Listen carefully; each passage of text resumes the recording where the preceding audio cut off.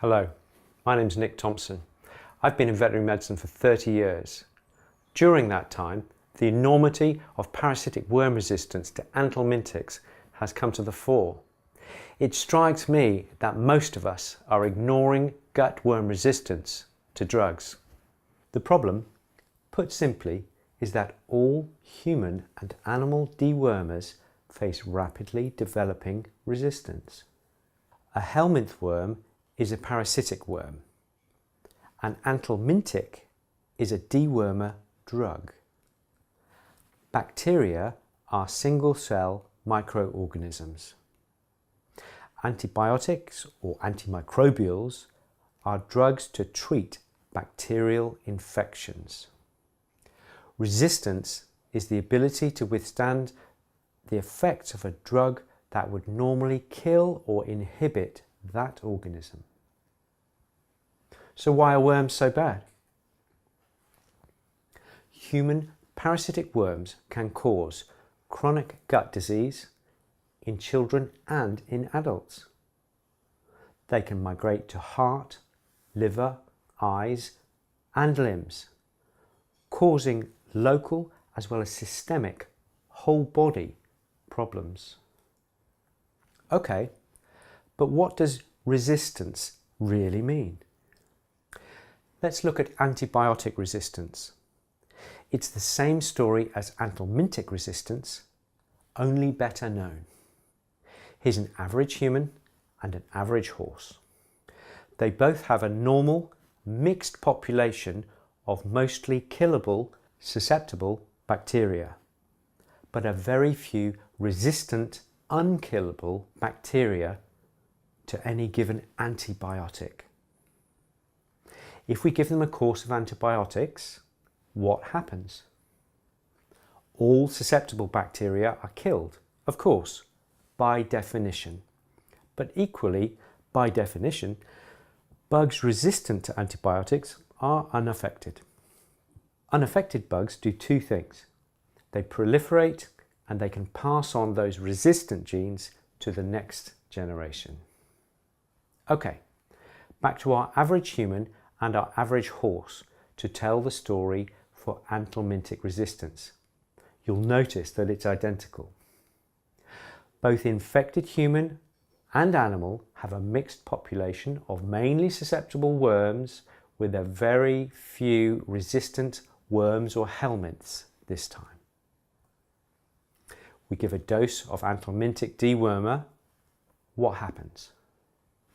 Those worms that can be eliminated are eliminated, but those tiny few resistant worms do two things.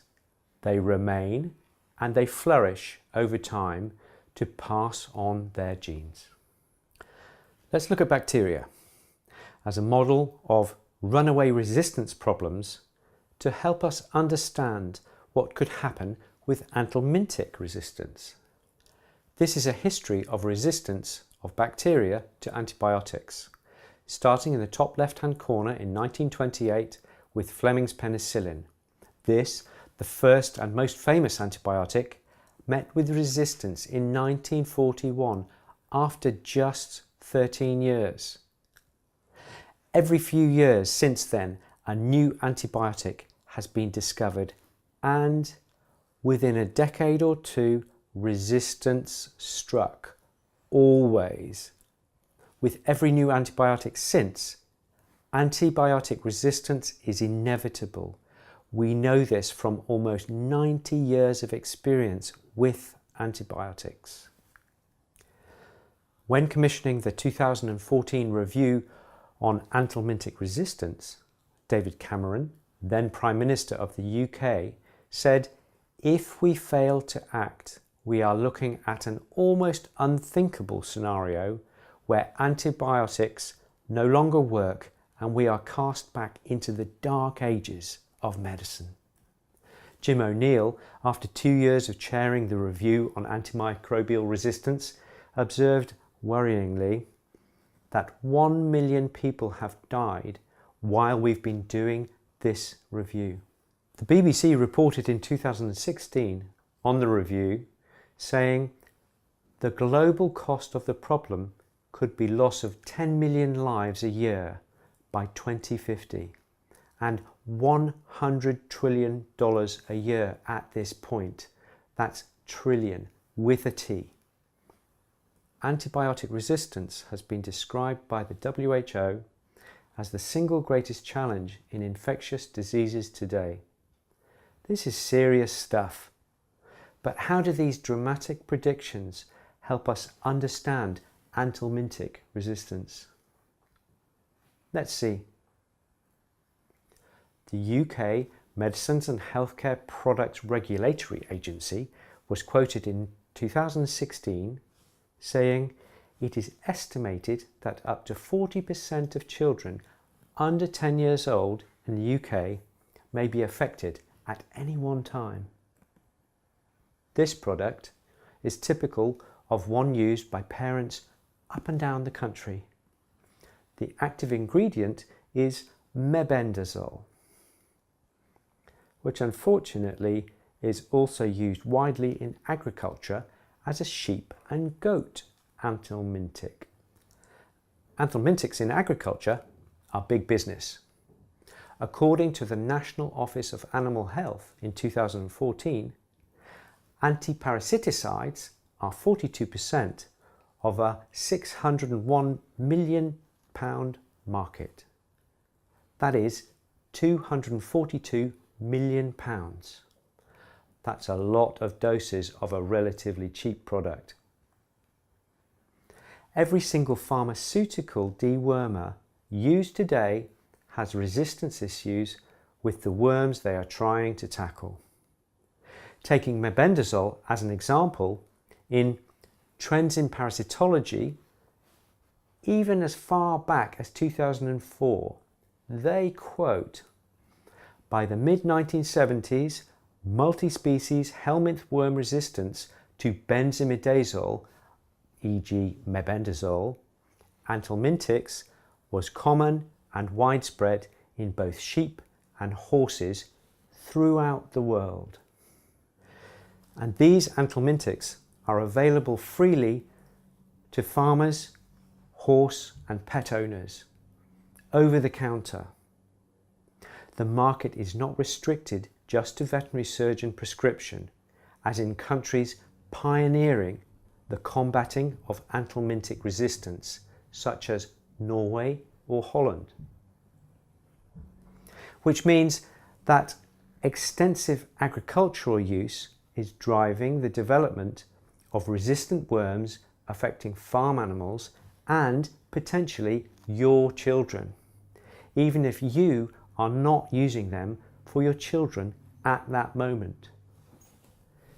Jim O'Neill, in the review on antimicrobial resistance, noted similarities between antibiotics and anthelmintics, suggesting that resistance to anthelmintics to certain shared human-animal parasites has already become a major problem. As far back as 1997, M.S. Chan published a study, now quoted by the WHO, showing that the combined disease burden of soil-transmitted helminth worms was as great as those of the killers malaria or TB, tuberculosis. A DALY, by the way, is a disability adjusted life year to compare debilitating non-lethal infections. Hatem Halaby, in his 2013 review entitled Anthelmintic Resistance, How to Overcome It, states that in Australia, the prevalence and severity of resistance threatens the profitability of the entire sheep industry in that country. And this is Dr. Ray Kaplan of the University of Georgia, USA, one of the most important vets in the world leading the fight against anthelmintic resistance. He says that in the majority of the most important parasite species of sheep, goats, cattle and horses, multiple resistance is the new status quo. What does anthelmintic resistance mean to us? How does it directly impact on our lives? what will the impact of anthelmintic resistance be? Let's look at three main areas: human health, animal welfare, and economics. First, human health. As we've seen, up to 40% of under 10-year-old children in the UK may have threadworms at any one time. This is not considered a serious problem currently, but they can be an ugly and uncomfortable, even life-threatening problem, according to the UK's NHS Choices website. Dirophilariasis is infection with Dirofilaria worms, which can migrate alarmingly to any part of the body. Here we see where one has managed to penetrate the outer shell of the eye. Ascarid infection doesn't need to migrate from the gut to cause colic, cramping, weight loss and worse. Not to mention the shock if this lot lands in the bowl one morning. If resistance forces us to use more and more anthelmintics, then it is inevitable that there will be more contamination of meat, milk and eggs taken from these animals. More food contamination, more potential toxicity to animals and to humans, which means more anthelmintic residues in meat, milk and eggs, which can promote resistance in human worms exposed to sublethal doses of wormer from food products. Low doses of drug are a major link in driving worm resistance.